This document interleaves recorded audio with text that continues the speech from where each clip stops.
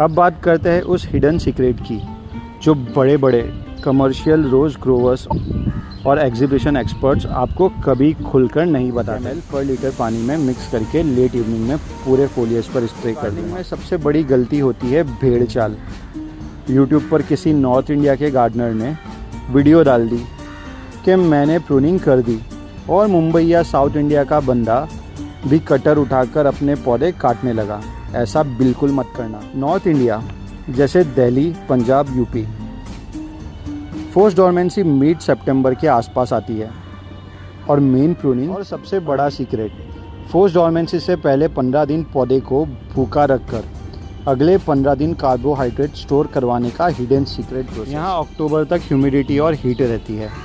अगर हमने वक्त से पहले डोरमेंसी या प्रूनिंग कर दी तो या तो प्लांट डायबैक में जाएगा या जितनी भी नई ग्रोथ आएगी वो सब ब्लाइंड शूट्स में कन्वर्ट हो जाएगी। साउथ एंड कोस्टल इंडिया जैसे मुंबई, महाराष्ट्र या साउथ स्टेट्स फोर्स डोरमेंसी 15 तो ये जमा हुआ कार्बोहाइड्रेट्स एक धमाका करेगा। प्लांट पर ढेरों नए थिक बेसल शूट्स और न्यू ग्रोथ निकल कर आएगी जो सीधा अपराइट खड़े रहेगी और उन पर हैवी साइज़ के फूल बिना झुके खिलेंगे। दोस्तों देखिए इन फूलों को और इन पौधों के साइज़ को। अगर मैं आपको ना बताऊं तो कोई भी देखकर बोलेगा कि ये पौधे कम से कम 2 से 3 साल पुराने हैं। लेकिन जो लोग हमारे चैनल से शुरू से जुड़े हैं वो जानते हैं कि ये पौधे सिर्फ 8 से 9 महीने पुराने हैं और प्योर मिट्टी में लगे हैं। पिछले एपिसोड में मैंने आपको प्रॉमिस किया था कि हम आने वाले सबसे मुश्किल मौसम यानी मिड अगस्त से मिड अक्टूबर की केयर और रूट प्रूनिंग के ब्लूप्रिंट पर बात करेंगे। आज मार्केट में और यूट्यूब पर हर जगह एक ही शोर मचा है, रूट प्रूनिंग कर दो, रिपोर्टिंग कर दो, डोरमेंसी में डाल दो या पौधों को काट दो। लेकिन दोस्तों रुकिए, आग बंद करके भेड़ चाल में मत भागिए। आज मैं आपको दिखाऊंगा कि मैं अपने 8 से 9 महीने के इतने बड़े और घने प्लांट्स की रूट प्रूनिंग अभी बिल्कुल नहीं कर रहा हूँ। जी हाँ, आपने सही सुना। आज की 10 से 15 मिनट की ये मास्टर क्लास वीडियो आपके हज़ारों रुपए और आपके प्यारे गुलाब के पौधों को मरने से बचाएगी। आज हम बात करेंगे कौन से पौधे की रूट प्रूनिंग अभी होनी चाहिए और किसकी बिल्कुल नहीं। मुंबई और बाकी इंडिया के वेदर के हिसाब से फोर्स डोरमेंसी और प्रूनिंग का सही टाइम क्या है।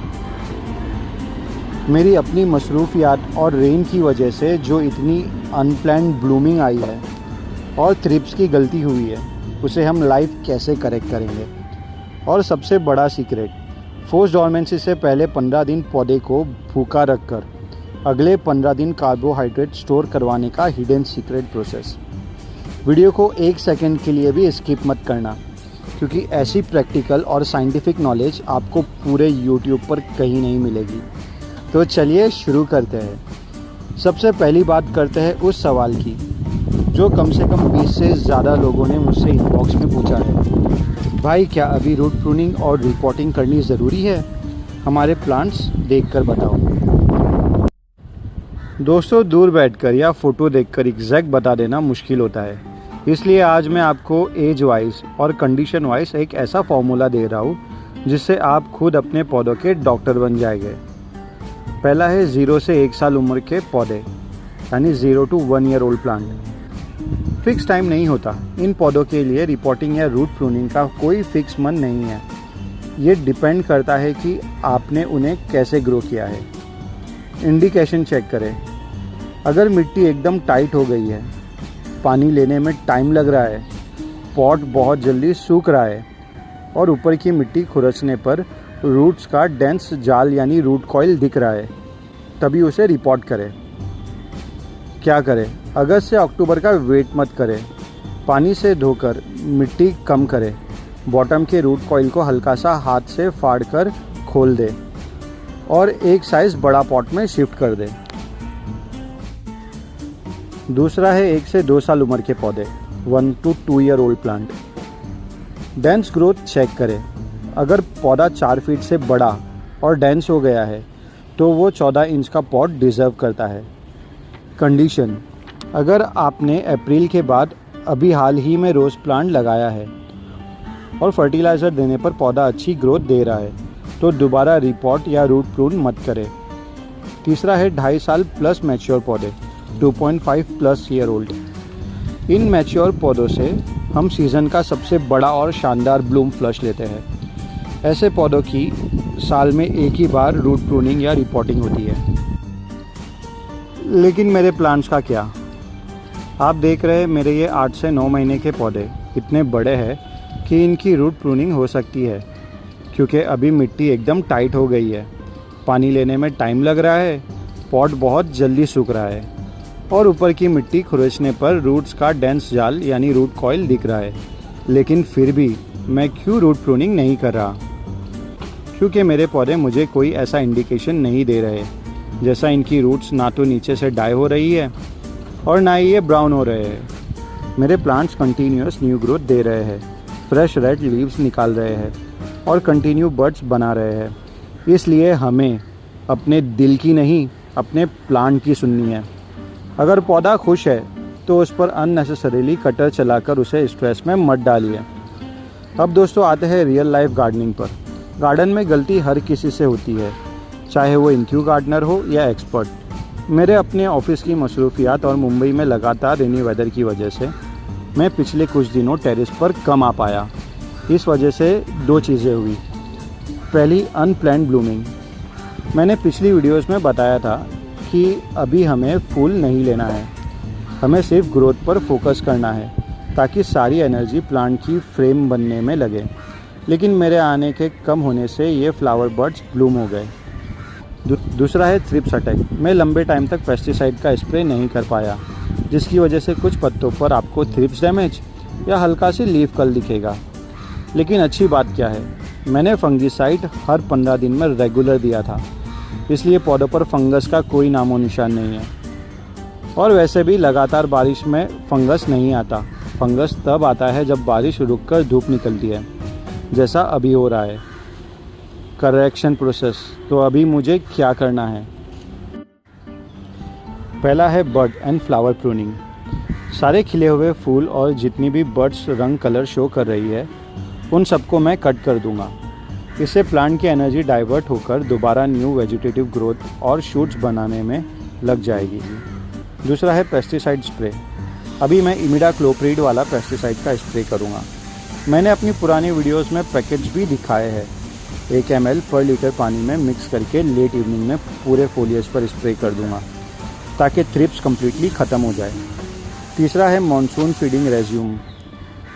क्योंकि अब बारिश रुकी है तो हमारा मॉनसून फीडिंग शेड्यूल दोबारा कंटिन्यू होगा। दोस्तों, गार्डनिंग में सबसे बड़ी गलती होती है भेड़ चाल।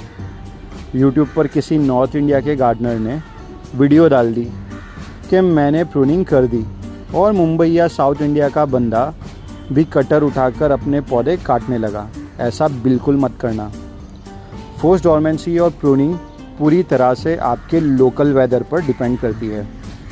अब बात करेंगे region wise forced dormancy and pruning schedule. North India जैसे Delhi, Punjab, UP, forced dormancy mid सितंबर के आसपास आती है और main pruning early to mid अक्टूबर में होती है। साउथ एंड कोस्टल इंडिया जैसे मुंबई, महाराष्ट्र या साउथ स्टेट्स, फोर्स्ड डॉर्मेंसी 15 अक्टूबर से स्टार्ट होती है और मेन प्रूनिंग 15 नवंबर ऑनवर्ड्स होती है। अब तीसरा है रोज़ एग्जीबिशन और रोज़ शो के रोज़ारियंस। रोज़ एग्जीबिशन और रोज़ शो के रोज़ारियंस वो क्या करते हैं? वो अपने शेड्यूल के हिसाब से अर्ली प्रूनिंग करते हैं based on specific competition dates, using extra feeding, heat control and all. हम मुंबई कोस्टल वेदर में रहते हैं। यहाँ अक्टूबर तक ह्यूमिडिटी और हीट रहती है।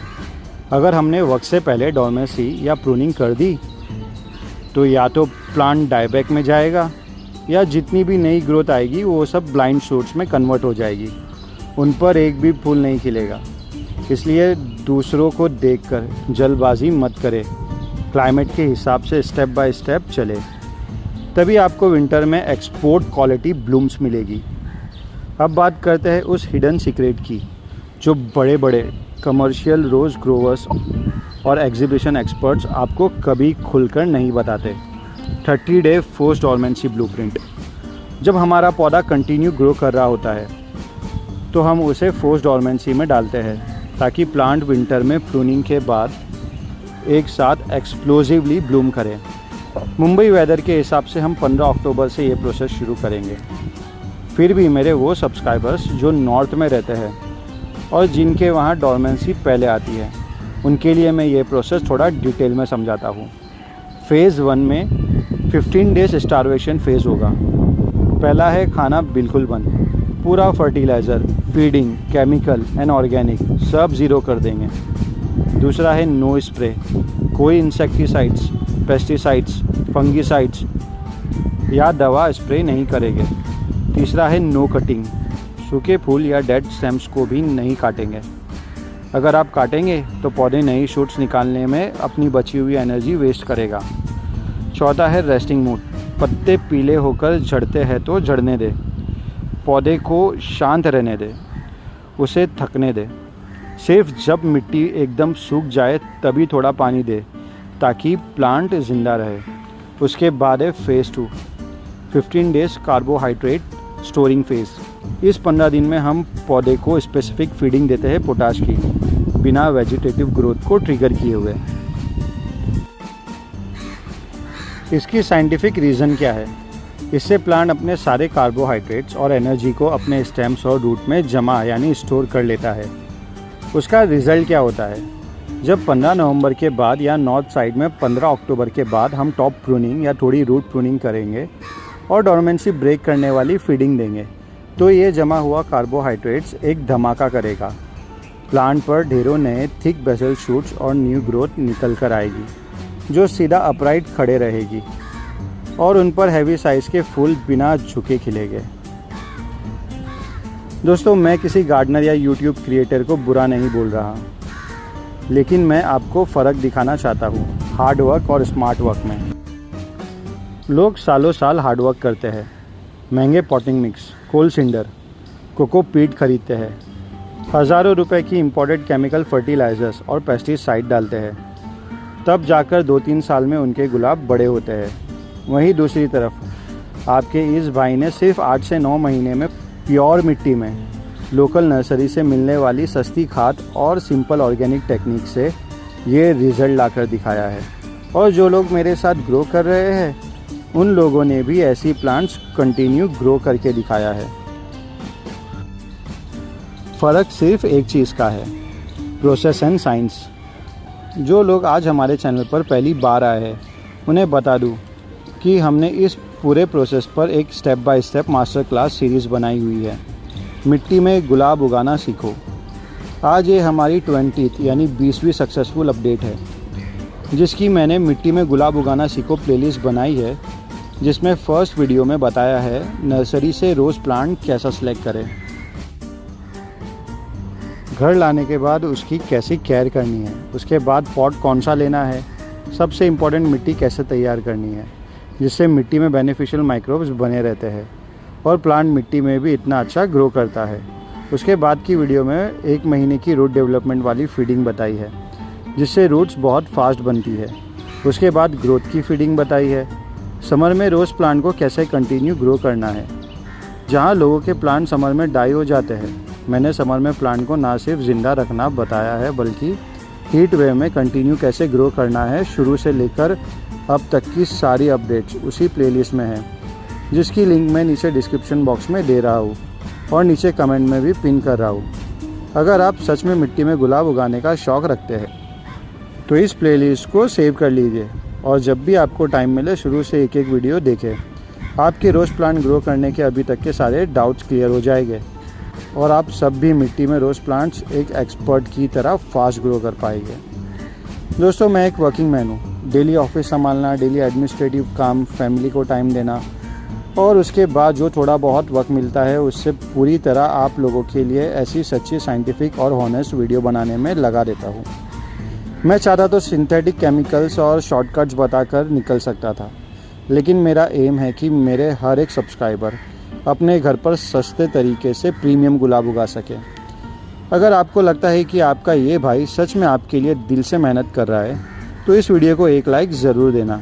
आपका एक लाइक मुझे पूरे हफ्ते की मेहनत का इनाम दे देता है और नई वीडियोस बनाने के लिए बूस्ट करता है। तो वीडियो को लाइक और शेयर कीजिए ताकि ज़्यादातर लोग गलत तरीके से अपने प्लांट्स ना खोएं। चैनल को सब्सक्राइब करके बेल आइकन को ऑल पर सेट कर लीजिए, क्योंकि आने वाली वीडियोस में हम लाइव रूट प्रूनिंग और फोर्स्ड डोरमेंसी ब्रेक करके दिखाने वाले हैं। कोई भी डाउट हो नीचे कमेंट कीजिए, मैं हर एक कमेंट का रिप्लाई करता हूँ। पर्सनल चैट और अपने प्लांट्स की फ़ोटोज़ भेजने के लिए मुझे इंस्टाग्राम पर फॉलो करें। मिलते हैं नेक्स्ट सैटरडे एक और प्रीमियम और smart work rose care episode के साथ। Until then you guys are amazing, keep gardening, keep growing and keep learning. Thank you for watching.